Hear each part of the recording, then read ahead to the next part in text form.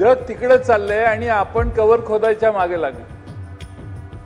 कित्येक दुष्ट दुःशासन आज माजले, कित्येक दुष्ट दुःशासन आज माजले, स्त्री शक्तीला विवस्त्र केले, नको होते ते झाले आणि कौरवांचे राज्य आले.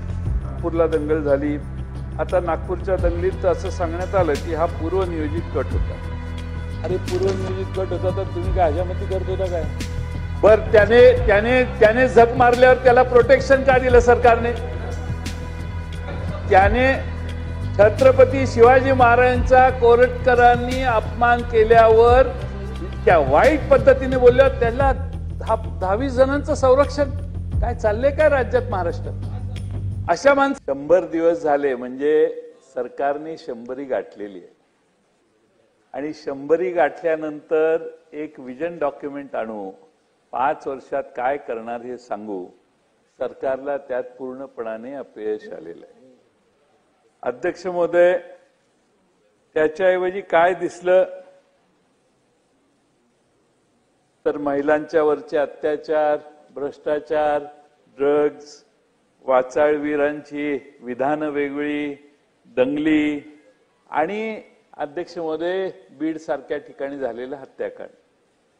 अध्यक्ष महोदय, याच्या पलीकडे 100 दिवसात काही नाहीये ना. सरकारने या 100 दिवसात आता पुढे काय विजन करायचं याच्याविषयी विषय मांडला.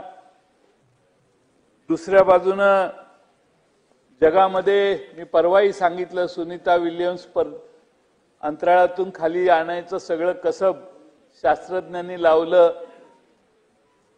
त्या एलॉन मस्कने आता ते ग्रॉक काढलेलं आहे. ग्रॉक त्याच्यावर काही टाकलं की ते खरं बोलतो. तसं अध्यक्ष महोदय, जग एवढं पुढे गेलेलं आहे. एआयचा आविष्कार जगाच्या पाठीवर एवढा मोठा झालेला आहे. आणि अध्यक्ष महोदय, मी त्या दिवशी सांगितलं की आपण कबरीच्या मागे लागलेलो. जग तिकडे चाललंय आणि आपण कवर खोदायच्या मागे लागलो.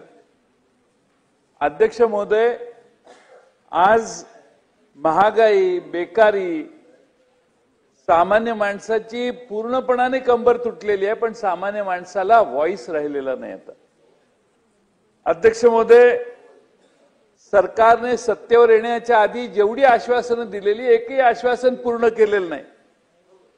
आणि त्यामुळे अध्यक्ष महोदय, फार वेगळी अवस्था महाराष्ट्रातल्या जनतेची आज झालेली आहे. अध्यक्ष महोदय, आपण मधल्या काळामध्ये नामदेवराव ढसाळांनी कविता लिहिलेली आहे, ती अतिशय बोलकी आहे. माणूसपणाच्या चिंधड्या उडवणाऱ्या या रस्त्यांवर मी शोधतोय माणूस. माझ्या रक्तात उष्ण आहे त्याच्या दुःखाचा रंग, त्याच्या वेदनेचा आवाज मी माझ्या हाडांमध्ये ऐकतो. अरे कुठे हरवली माणुसकी. अध्यक्ष महोदय, हे 70व्या दशकात लिहिलेले शब्द आहेत, पण आजही लागू पडतात. केंद्र सरकारच्या सेन्सॉर बोर्डाचा अधिकारी विचारतो, हे कोण आहेत नामदेव ढसाळ? अध्यक्ष महोदय, आम्ही त्यावेळी मागणी केलेली, त्याला विचारा कोण आहे अधिकारी, त्याला 6 महिने आत घाला, नामदेवराव ढसाळांचे लिखाण जरा त्याला वाचायला द्या आणि मग बाहेर काढा. पण सरकारने काही केलं नाही.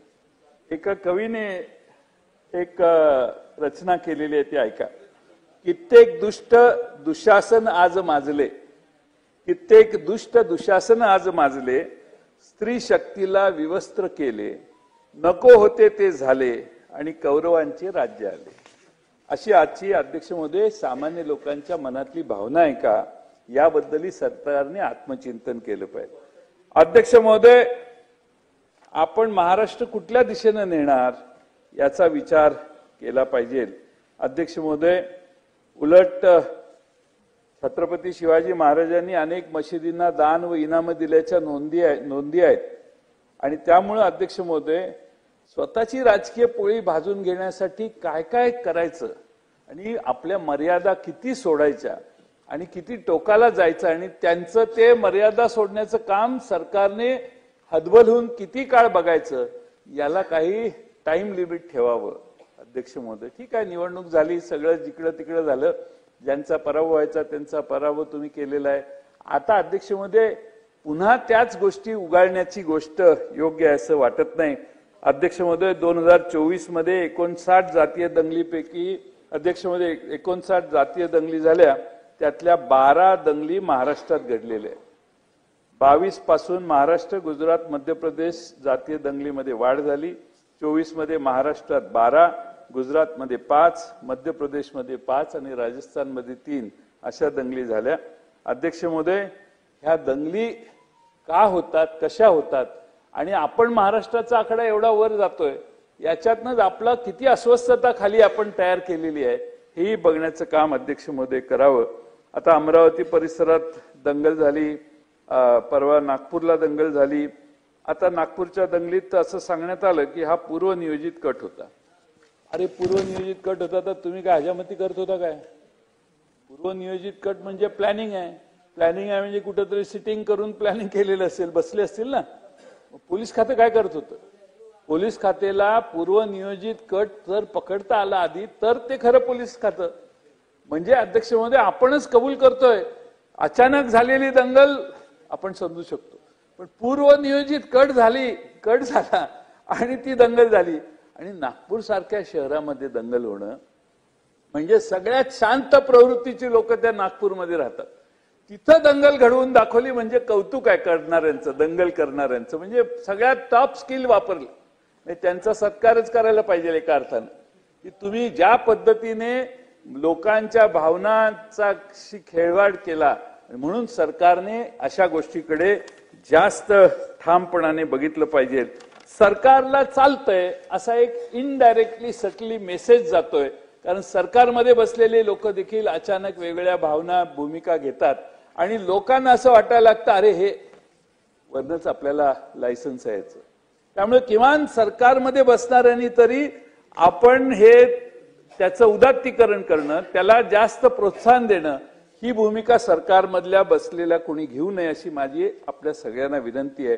शेवटी राजकारणाच्या ठिकाणी पण समाज जीवनाचा उद्ध्वस्त केला तर हे दावोसला जाऊन 15 लाख कोटी आणले ना, ते सगळे 15 लाख कोटी जातील दुसऱ्या राज्यात.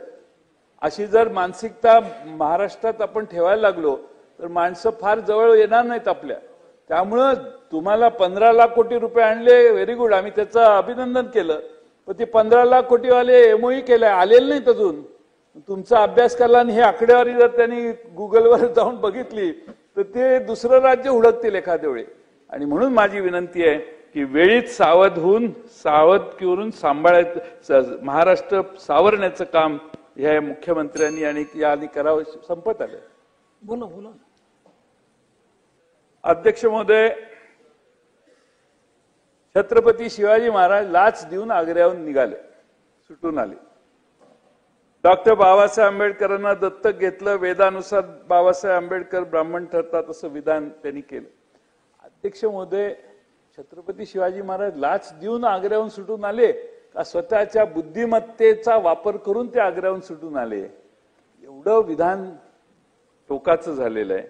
आता ते प्रशांत कोरटकर नागपूरचा कोण आहे, त्याने इंद्रजित सावंतांना हे केलं, त्याचं रेकॉर्डिंग तुम्ही ऐकलं की नाही मला माहित नाही.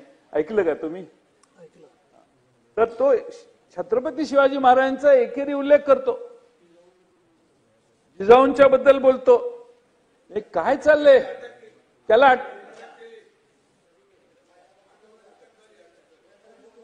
तुम्ही दोघांनी केली? कधी केलं? पाटील साहेब बोला, आपण बोला.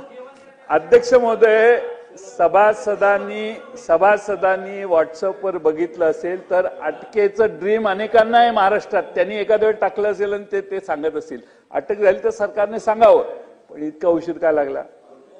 कोर्टाने केस लावली का? बर, त्याने झक मारल्यावर त्याला प्रोटेक्शन का दिलं सरकारने? त्याने छत्रपती शिवाजी महाराजांचा कोरटकरांनी अपमान केल्यावर इतक्या वाईट पद्धतीने बोलल्यावर त्याला 10-20 जणांचं संरक्षण. काय चाललंय काय राज्यात, महाराष्ट्रात? अशा माणसाला संरक्षण म्हणजे सरकारला काय अभिप्रेत आहे हे पुन्हा एकदा तुम्ही इंडिकेट करताय. हा माझा मूळ मुद्दा आहे. अध्यक्ष महोदय, प्रोटेक्शन हा विषय आहे. कुणाला प्रोटेक्शन? किती 4-4 गाड्या आपल्या सरकारशी संबंधित नावं घेतली की परत कोणतरी म्हणेल सभागृहात नाहीयेत, त्यांचं कसं नाव घेतात.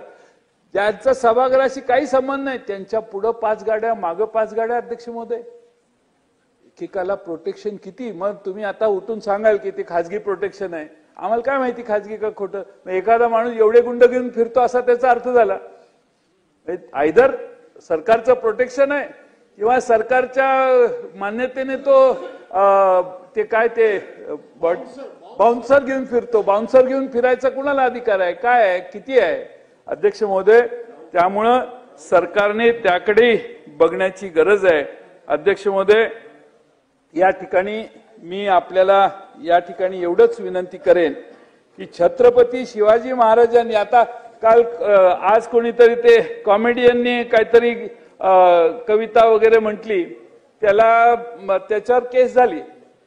पण लोकांनी मागणी करून त्या छत्रपती शिवाजी महाराजांचा अपमान करणारे सोलापूरकर आणि ह्या सगळ्यांच्यावर केसेस होत नव्हत्या. फार कष्टाने जीवावर आल्यावर त्या कोरटकरवर केस झाली असेल, कोर्टाने नाकारलं म्हणून. अध्यक्ष म्हणजे सरकार काय करतंय? त्या कॉमेडियनवर लगेच गुन्हा. पण अध्यक्ष महोदय, आता महाराष्ट्रात इथं राज्यपाल छत्रपती शिवाजी महाराजांच्या बद्दल, महात्मा फुलेंच्या बद्दल असे बरेच लोक आमच्या महापुरुषांच्यावर, सत्पुरुषांच्यावर बोलले. तो अपमान चालतो, काय प्रॉब्लेम नाही. पण अध्यक्ष महोदय, तो कोण कॉमेडियन आहे त्यानं काय सध्याच्या प्रचलित नेत्यांच्यावर बोललं तर लगेच केस.